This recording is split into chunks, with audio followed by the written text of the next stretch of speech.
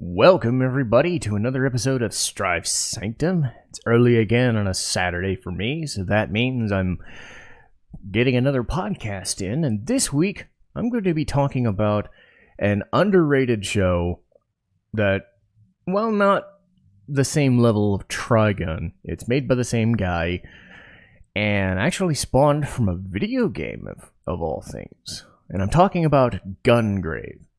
So, couple of decades ago, Trigun had been released. It was a big hit.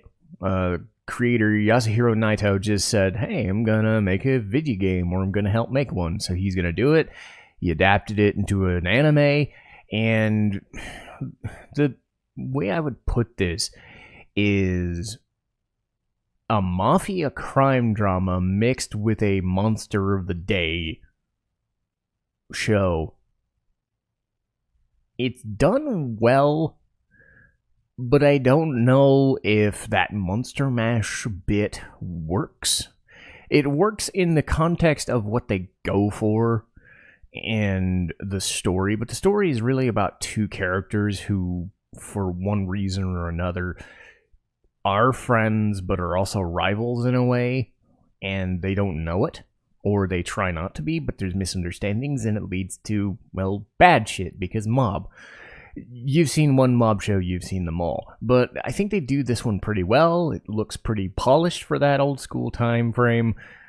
Old school for me, 20 years ago, but still. It's well made, it's well voice acted, and I think the mobster stuff works enough that the later Monster Mash were doing this junk all the time. Again, I'm sure they made that game first, and that's why they put that stuff in there, and then they built the mobster stuff around it. So it's like there's two competing interests in there. If you want the, hey, we're just doing The Godfather or some other mafia movie, Goodfellas or whatever, you got that. I think that was my drive for it. The other stuff is just extraneous. And then it's like, hey, we need a way to finish the show. Let's figure that shit out. But you can make up your own mind after hearing my thoughts on it. But anyway, we start with our characters and the plot. So, essentially, like late 90s, early 2000s, there's a big time skip. So I don't know when this show takes place. But for all intents and purposes, it's modern day. So it'd be like 2000. Early days, you got a couple of people. Brandon Heat, voiced by Kirk Thornton, who was Jin in Samurai Champloo and tons of other things. Trust me, he's probably in more anime than anybody else. Very quiet, very unassuming, and really doesn't want to stand out. He stands out because he's pretty and he kicks people's asses all the time because he's good at it. But he's not trying to.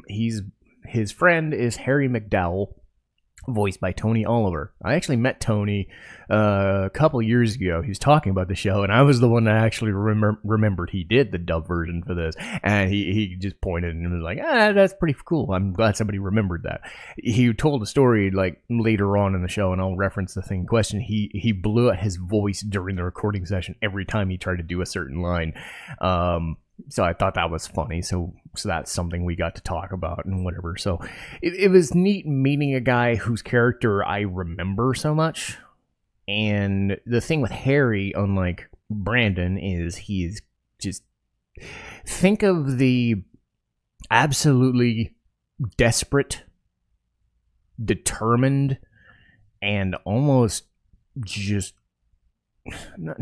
I don't know how I would describe it. Like the one-track mind of, I'm going to be successful and I'm going to do anything that I can. I'm going to step on anyone that I have to. Ruthlessness. That sort of ruthlessness. Belying this charming guy who's a bit of a scumbag, So he takes the brunt of this, gang that they're running, which is just some random bunch of guys. They run afoul of local gangsters. They get in trouble. Harry and Brandon are the only ones left. So they run afoul of people who are part of a mob known as the Millennium Corporation. And everybody who is fighting them knows who they are because of the, the whole made men part. what ends up happening is Brandon was trying to fall for this lady known as Maria, voiced by Michelle Ruff, and the problem with that is like Maria is more of an ideal than a character. She lives with her with her uncle, and she's just a lady. She's nice and she's sort of perfect, and there's nothing wrong with her.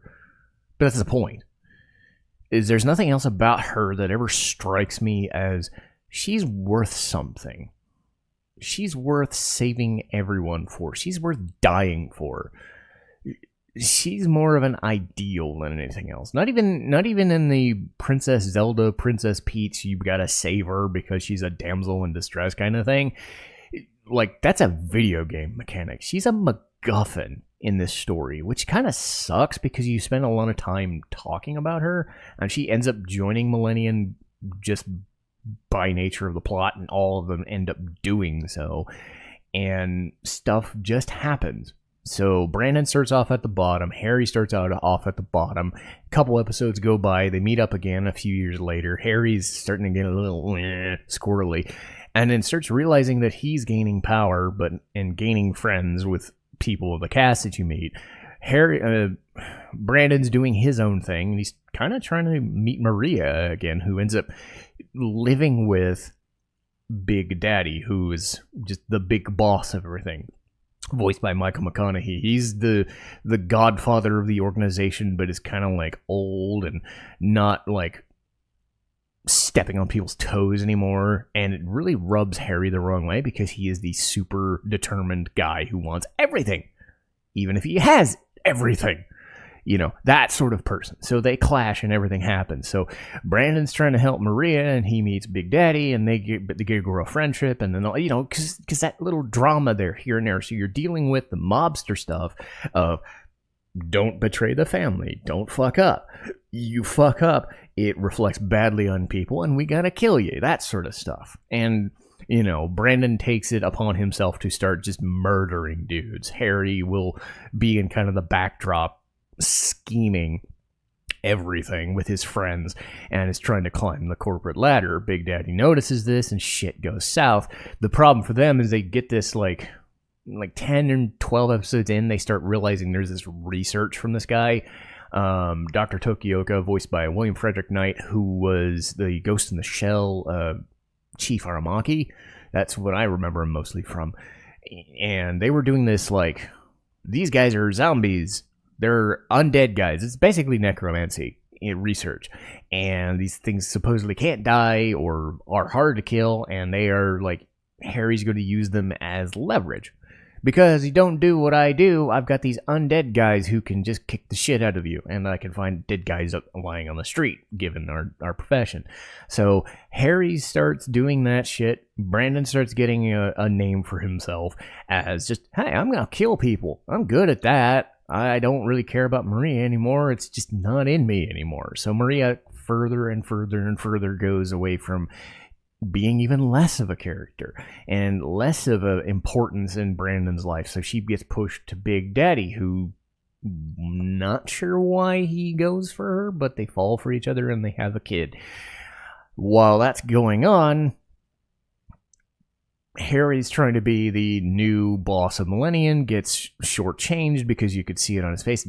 It's like right in his face. They have this like weird close-up of Big Daddy and Harry's trying to smile his way to it, and he says, I own everything. You're being dumb. So Big Daddy just chooses some random scrub and says, what are you going to do? So Harry just kills him. Brandon, he's tasked with killing Big Daddy, doesn't want to do it. The scene that I told about, Tony Oliver just screams Brandon at the top of his lungs. The idea is they're riding up an elevator. He knows everything about what Harry's doing behind the scenes and doesn't want to say anything because they're friends. Harry just says, no, I want to pull a gun on you, just screams his name and shoots him, and he falls off the building, presumably dead. And like I said, Oliver told me he, like, every time he tried to record the line, his voice would give out.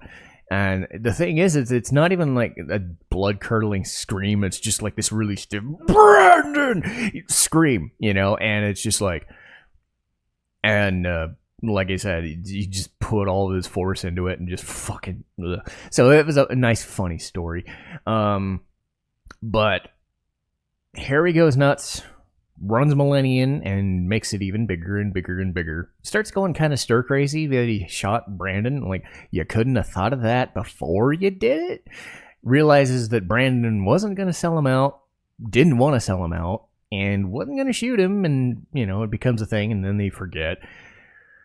About 15 years later, Maria's kid is born, and she's Mika Asagi. And unlike, she's voiced by Kari Walgren. Unlike Maria, she actually has some sort of initiative and story, or at least how would I put this?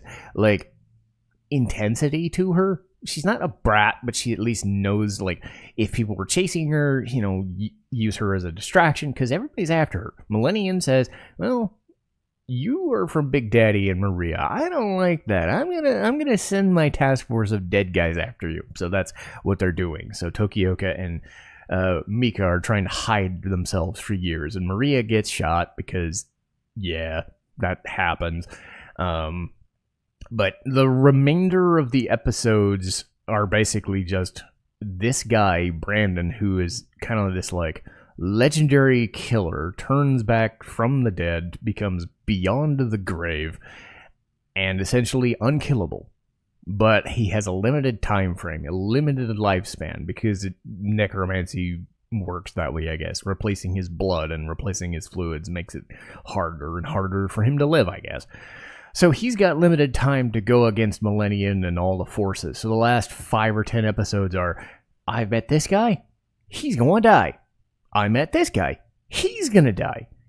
This guy kidnaps Mika, they're going to die. So they just keep going, and you slowly start to see Harry go a little stir crazy. At this point, it's 20 or 30 years later.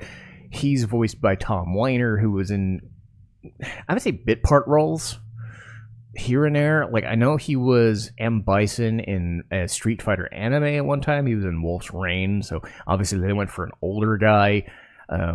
Oliver's voice kind of comes back in some later episodes as the younger Brandon again. But Harry ends up having nobody else to protect him and gets ousted from the group. But again, the last few episodes are just Gungrave fighting a bunch of dudes. So again, they're trying to tie in the mafia stuff and the Brandon and Harry stuff, which is the real meat of the show. If you're going to watch it for anything, you're going to watch it for those two characters.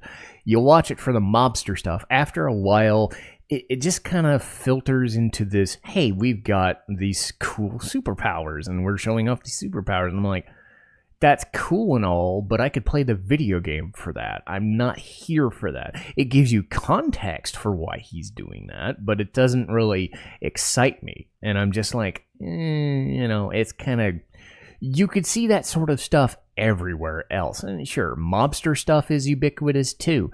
But when you're spending all this time building these characters and you start building at least a couple relationships that, have meaning, because it's more of a drama rather than an action show, devolving into, hey, we're just shooting dudes and shooting dudes and shooting dudes that have these powers. How are you gonna kill the guy?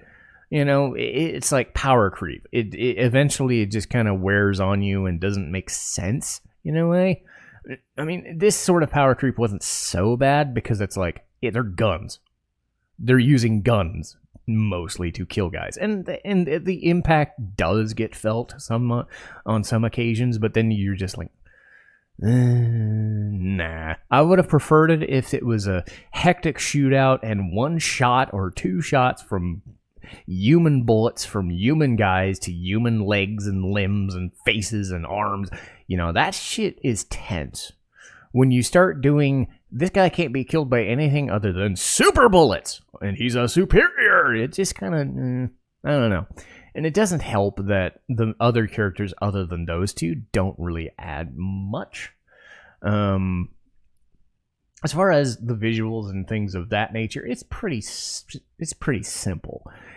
Again, you're having two competing interests and two competing mindsets. You have the mobster stuff and the Harry and Brandon stuff and Maria. Then you have the Monster Mash stuff, and the Monster Mash stuff is in a kind of dystopia.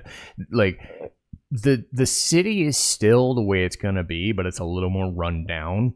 But when they choose to do the fights, they go for the darker aesthetic. You're fighting in subways, you're fighting in red or dark areas, blood and all that junk. So they definitely go for a different design aesthetic when they do the monster stuff 2/3 of the way through the show. But if you like the grittier, cool aspect of it and don't mind the Monster Mash stuff, it can help. Like I said, I think that last third is what really drives me. But again, I do think Maria and Mika as characters, as more symbols of what Brandon is fighting for, like a simple life. Under most circumstances, Brandon and Harry were orphans, and I can understand why Brandon would be Harry's friend and get dragged down into the depths with him. But Brandon at any time could have just went with Maria and said, you know what? She even suggests him, get a job, work with me, and I will, a better life. And he just chooses Brandon over Maria, like every single time until it's too late. And it is a cool idea. It would be better if Brandon would vocalize his things more. But after a while, they have him narrate most things.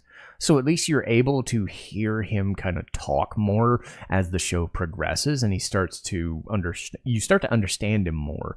Early on, it's kind of like, what is he saying? He's almost mute. But it works in a way. You have this person who's trying to give you a way out of this bad situation, but Brandon just keeps on holding to this.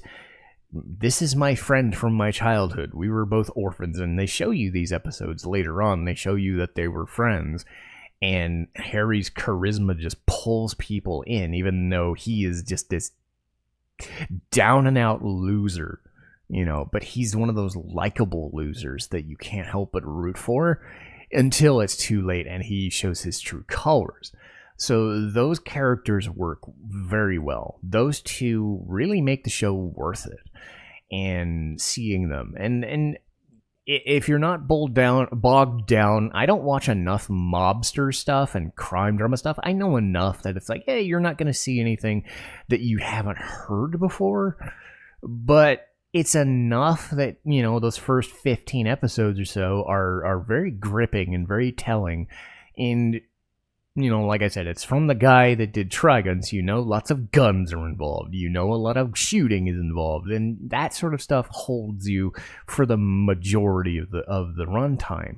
So as far as an older show goes, and older going 15, 20 years at this point, it still holds a place for me. Because, stuff like Trigun, Gungrave, Helsing, Fooly Cooly, that stuff, the old stuff that isn't, 2010, 2020s at this point. God, I feel old.